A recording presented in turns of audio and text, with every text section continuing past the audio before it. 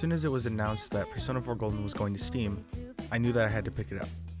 But I was already playing through Persona 4 Golden on my PS Vita. So I decided that I should do a challenge and just upload it onto here.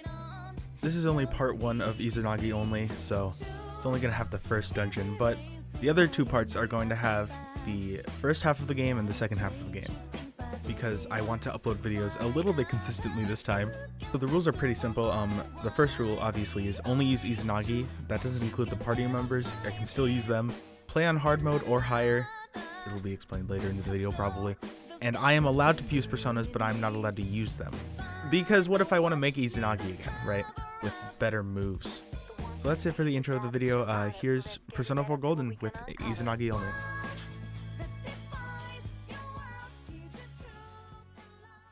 There are going to be very big story spoilers in this video, so yeah.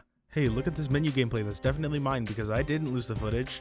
Obviously, the first thing that happens is we meet with Igor in the Velvet Room, but there's also the social link I will never do. I am too stubborn to be bothered. The creepy long-nosed man then greets us into his sex dungeon, and the game finally starts. I apparently name myself Zephyr Lacrai even though I'm called Yu Narukami for the rest of the game, and start my playthrough. Never mind, we're still in here! We then get off the train and go see our guardian for the rest of the game, Detective Dojima. Don't worry, I'm sure him being a detective has nothing to do with our story, and he will stay in his own plotline, and he won't cross over at any point, ever. We also meet this girl Dojima kidnapped named Nanako. Oh look, another character that has no significant part in the plotline. Remember when I joked about insignificant characters? As soon as we get home, we go straight to bed, and wake up in this weird dream world where we first learn about our persona powers. But it looks like a war crime was committed because my eyes are watery and I can't see anything. Hey, can I get some gas? This fight is over with pretty quickly because we literally can't lose, and the mysterious figure goes back into the fog.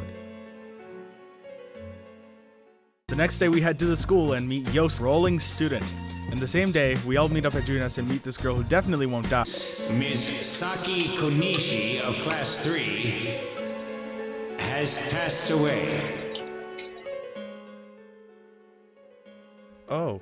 I can't really say I didn't expect that. Yosuke calls everyone to meet up at Junes to go inside of the TV. Chie stays behind and me and Yosuke go in. Femboy Bear appears and leads us to a new area that appeared because of Saki. Okay, now the game actually starts. We obtain the only persona we can use for the entire game, Izanagi. This is the first battle where anything can actually pose a threat to us. I knock them down using Zio, I finish one with Cleave, and I finish the last one with another Zio. We get some story parts about how Saki saw things. Then Yosuke's shadow shows up. Now this fight actually did give me some trouble. I was able to easily knock him down using Zio, but he could also easily knock me down if I needed to heal right before his wind attack. Luckily it only does 9 damage while guarding, so the chances of that happening were slim. About halfway into the fight though, I did lose all my healing items. In the end I was able to take him down with the Zero and finish him off with a Cleave.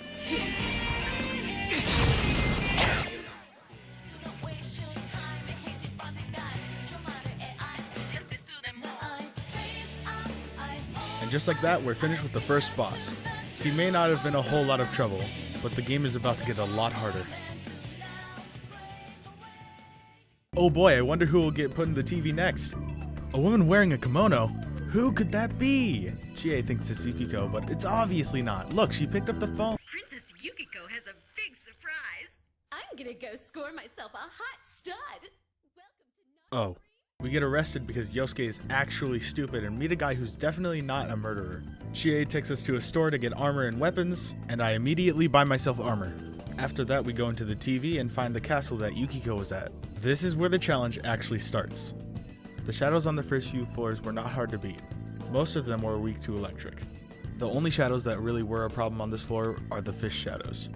We got to the floor with Chie and started the fight. This fight was not much of a problem. I used Rikunda on Chie's shadow and knocked her down with Garu. The real problem starts coming in when she uses Green Wall. This makes it hard to knock her down, so I don't even try. Luckily, there's a warning before she uses Mazio, so I can stop her from knocking Yosuke out.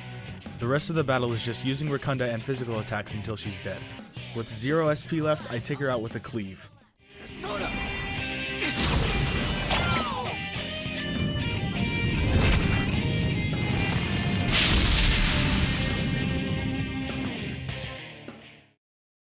And just like that, part 1 of Izanagi Only is over. I just wanted to make this as a test video for the full video that will come out soon. And by soon I mean like a month. Please be patient with me on this. I actually started recording this in June. I just now got around to editing it, so I'm sorry it took so long. The full video will probably be around 30 minutes, so there's going to be a lot less story details and more just gameplay. But I thank you for watching, and I hope you come back for the next part.